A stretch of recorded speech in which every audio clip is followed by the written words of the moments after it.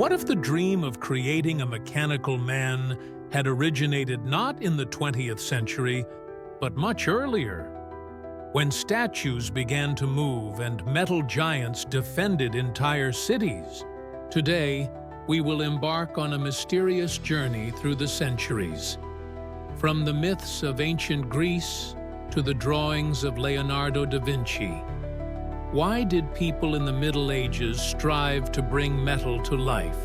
And what secrets do the forgotten drawings of the first robots still hold? Immerse yourself in a history where the line between magic and science is almost blurred.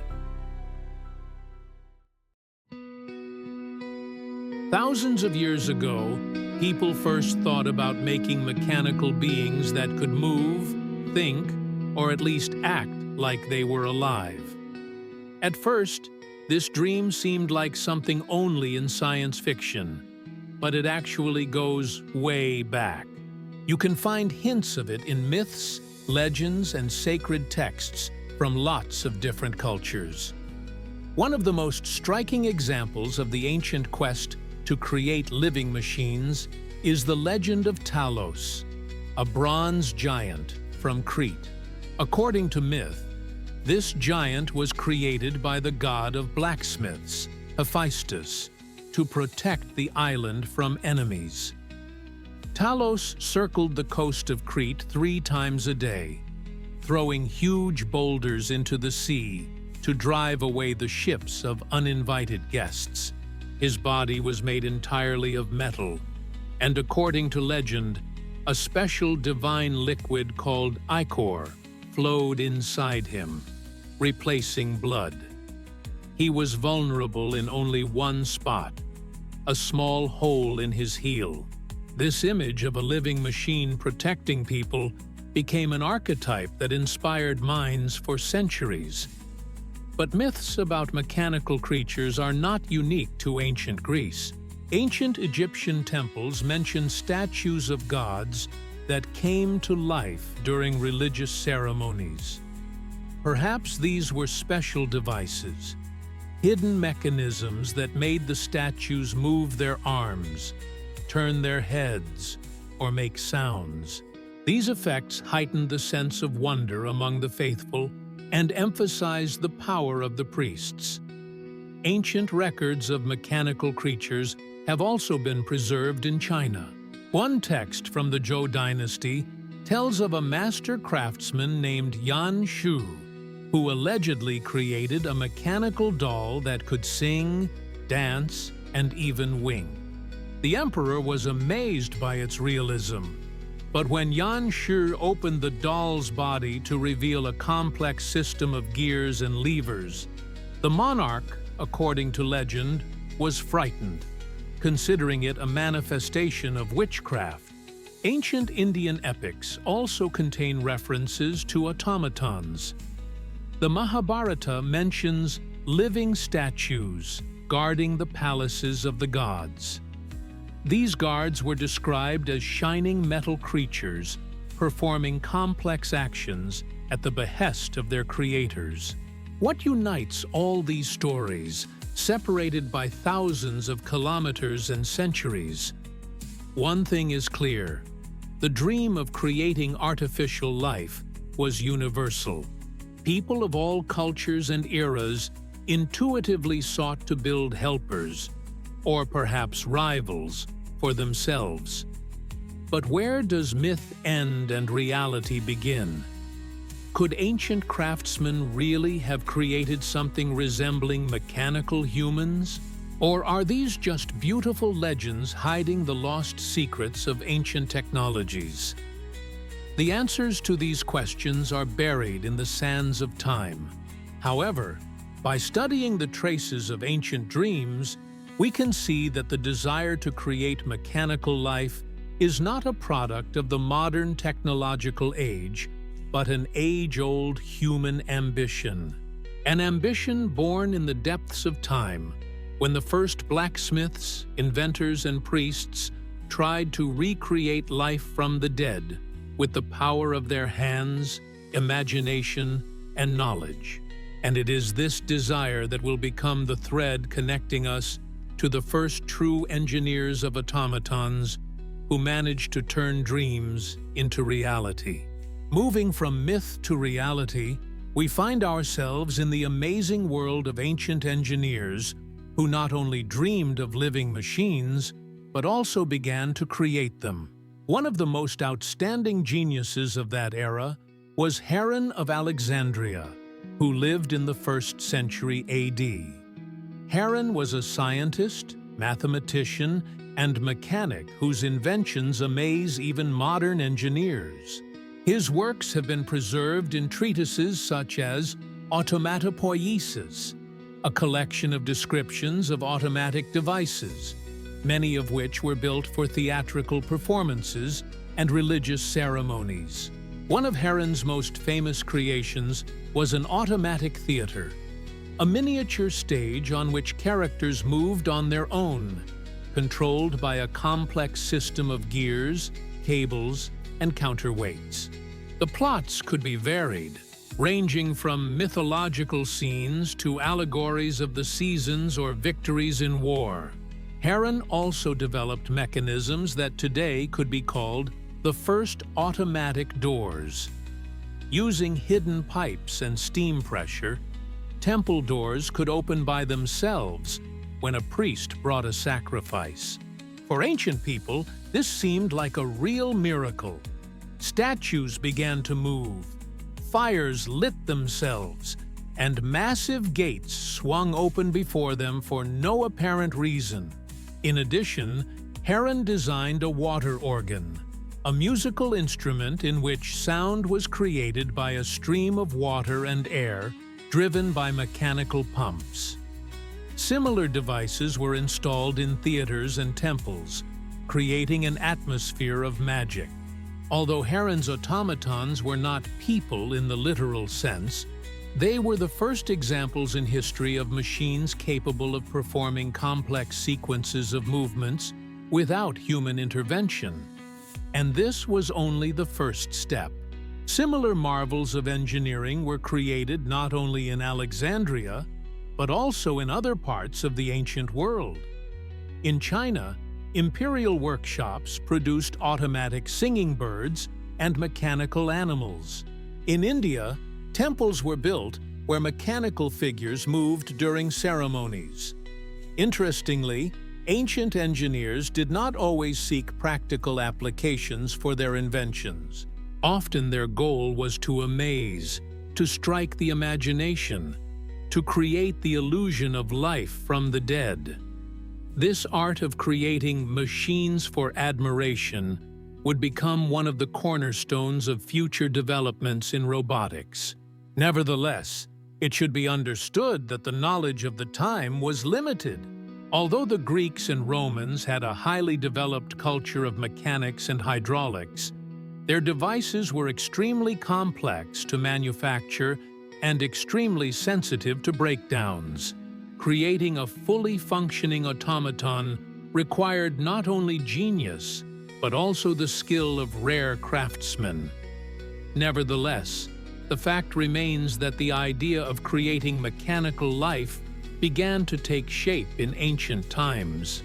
These were the first tentative steps on the long road to the creation of mechanical humans, steps that inspired generations of future inventors. When Western Europe entered the Middle Ages, much of the knowledge of antiquity was lost or forgotten. But the desire to create wonderful machines capable of moving, living, and even thinking did not disappear. It only transformed, taking on new colors: religious, mystical, alchemical. And it was in this foggy medieval world that the dream of living mechanisms would take on a new, frightening, and attractive breath of life. The Middle Ages are often portrayed as an era of darkness and oblivion, when the scientific knowledge of antiquity was almost completely lost. However, it was precisely at this time, against a backdrop of religious dogma and mystical beliefs, that a new desire to create living machines arose. In monasteries, castles, and secret alchemists' laboratories, the ancient dream of mechanical beings began a second life. One of the most famous medieval achievements was the astronomical clock. These amazing devices not only showed the time, but also came to life at appointed hours, setting in motion figures of angels, apostles, animals, and horsemen. For example, the famous clock in Strasbourg, created in the 14th century, was a masterpiece of engineering. The figures of Jesus Christ, angels, and apostles moved with frightening realism, giving observers the feeling of the presence of something supernatural. Mechanical monks also became part of this era. One of the most famous examples is the mechanical monk created in Spain at the end of the 15th century by order of King Ferdinand of Aragon. This automaton was capable of praying, bowing, and even kissing the cross. Legend has it that the king commissioned the creation of such a monk as a sign of gratitude for his healing. The device was powered by a system of springs and gears hidden under monastic robes.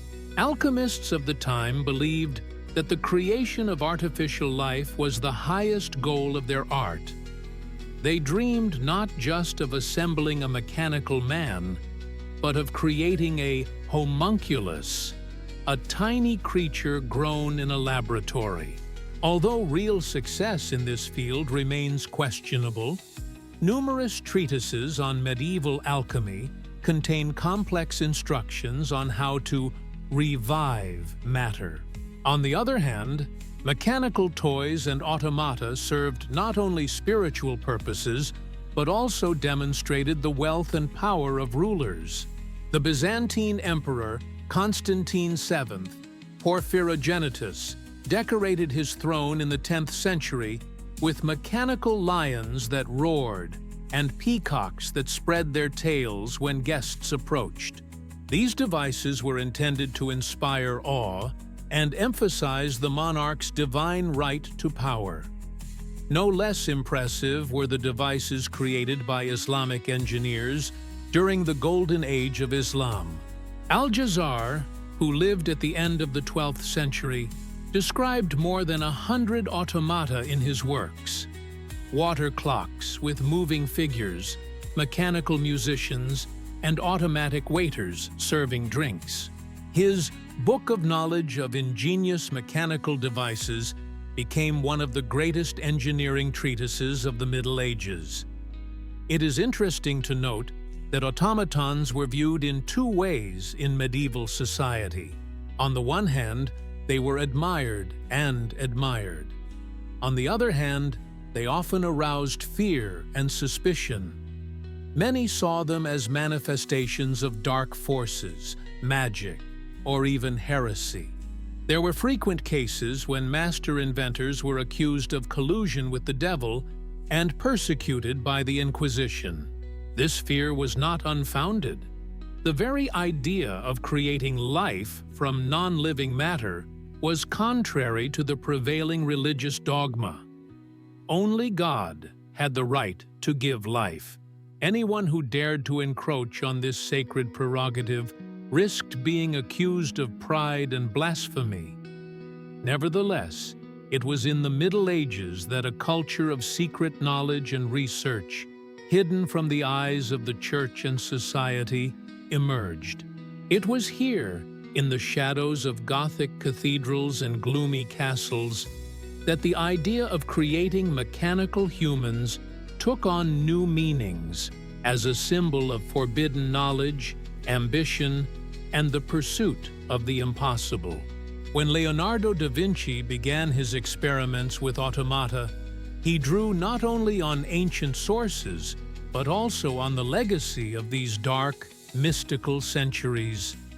And his work became a new stage on the path to the realization of an ancient dream. The name Leonardo da Vinci has long been synonymous with genius. An artist, engineer, scientist, and anatomist, he embodied the ideal of the Renaissance universal man. But few people know that among his many projects, there is one particularly mysterious one: the project of a mechanical man. Around 1495, in Milan, at the court of Duke Ludovico Sforza, Leonardo developed drawings for the creation of a mechanical knight. These documents remained unknown for a long time and were only rediscovered in the 20th century. Researchers who studied the manuscripts came to a stunning conclusion. Leonardo was trying to build a real automaton, a mechanical doll that imitated human movements. Leonardo's project was detailed with remarkable precision. The mechanical knight was supposed to be able to sit, wave his arms, turn his head, and open his helmet. All movements were coordinated by a system of pulleys, levers, and cables hidden inside the armor. The design was based on a thorough knowledge of human anatomy, which Leonardo studied for many years, performing autopsies and recording the slightest nuances of the structure of muscles and joints. Apparently, the mechanical knight was intended for ceremonial performances and celebrations at the court of the Sforza family. Its purpose was not only to amaze the audience, but also to emphasize the intellectual and technological superiority of the Duchy of Milan. It is worth noting that in the 15th century, automatons were rare, and their creation required outstanding knowledge and skills. Leonardo did not simply reproduce movements mechanically. He tried to understand the principles of human motor skills and translate them into the language of mechanics, a task that is extremely difficult even by modern standards. The mechanical knight based on Leonardo's drawings was only recreated at the end of the 20th century. Robotics engineer Mark Rosheim managed to assemble a working automaton, strictly following the master's designs.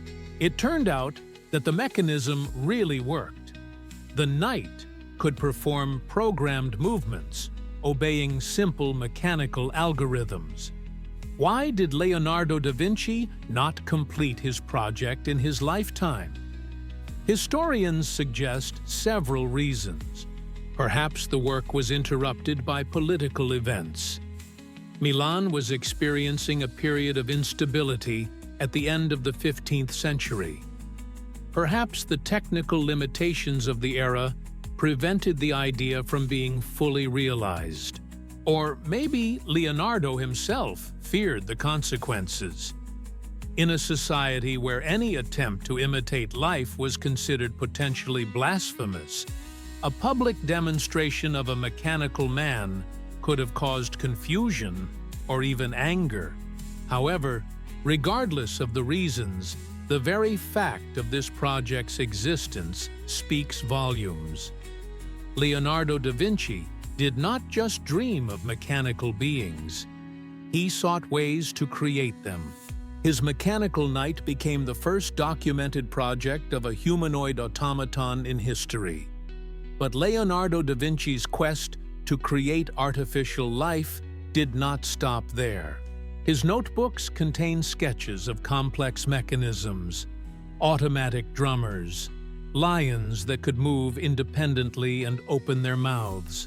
Particularly noteworthy is the model of a mechanical lion created for the French King Francis III.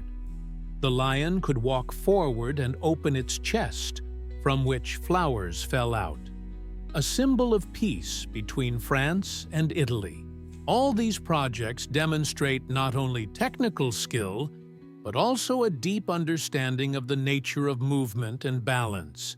Leonardo intuitively anticipated many ideas of modern robotics: modular design, transmission of motion through systems of levers and cables, calculation of mass and centers of gravity. Perhaps for Leonardo, creating mechanical beings was a way to get closer to the mystery of life itself. His research into anatomy, his study of body proportions, his attempts to create machines capable of moving like living beings. All this was part of one great project: understanding nature through art and engineering. Through the centuries, Leonardo da Vinci's mechanical knight remains a symbol of the human dream. The dream of creating something like ourselves.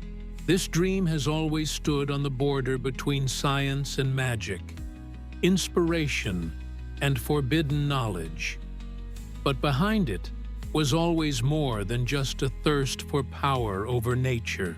At its root was the deepest of all human ambitions, the desire to understand what makes us alive. When we look today at the ancient drawings of automatons created by Leonardo da Vinci and his predecessors, we cannot help but wonder, were these projects just amusing toys for the nobility? Or did they conceal something more?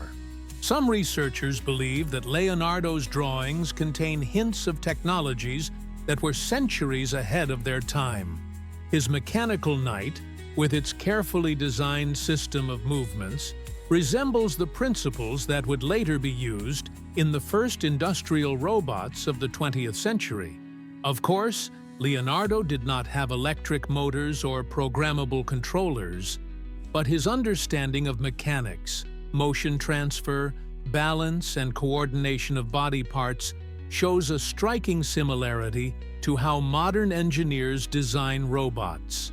This suggests that the idea of creating mechanical beings is universal and independent of the level of technology. Even more curious is that some medieval treatises and drawings feature images of creatures that resemble not only automatons, but also fantastical cybernetic organisms. For example, in the Voynich manuscript, mysterious plants and mechanical structures are intertwined in a strange, almost surreal harmony.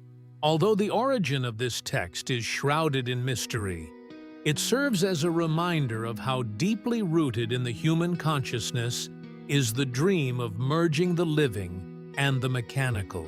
It can be assumed that the desire to create mechanical humans was not only a technological ambition, but also an expression of an eternal philosophical quest. What makes a person human? Can the body be copied? Can the mind be recreated? In this context, the work of Leonardo and his predecessors takes on special significance. They become not just engineering curiosities, but part of a larger dialogue of civilization with itself. An attempt to understand the nature of life through the creation of its mechanical copy. It is also worth noting that many of these developments were shrouded in secrecy and mistrust. Some of Leonardo's drawings were hidden and encrypted, perhaps to protect them from misunderstanding or persecution. In an era when any deviation from religious dogma could cost one's freedom or life, caution was a necessity. However, time has put everything in its place. Today, we can see in these attempts not blasphemy, but the first steps toward the creation of the science of motion, robotics, and even artificial intelligence. When we look at the drawings of a mechanical knight, Heron's water automata, or the gleaming bronze lions of Byzantium, we see more than just engineering marvels. We see a reflection of the great human dream, the dream of understanding, of creation, of pushing the boundaries of what is possible. Medieval robots are not just strange mechanisms from the past. They are bridges spanning centuries, from the first myths about Talos to modern artificial intelligence laboratories. Bridges that we are still walking across step by step, from dream to reality.